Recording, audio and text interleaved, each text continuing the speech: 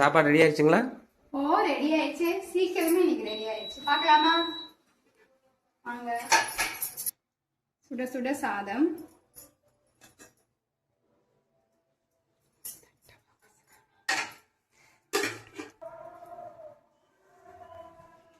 மோர் குழம்பு,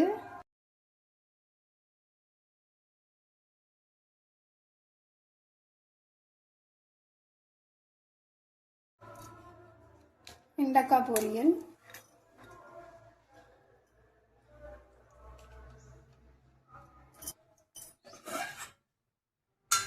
முட்டை வந்து பெப்பர் போட்டு ஃப்ரை பண்ணியிருக்கேன்.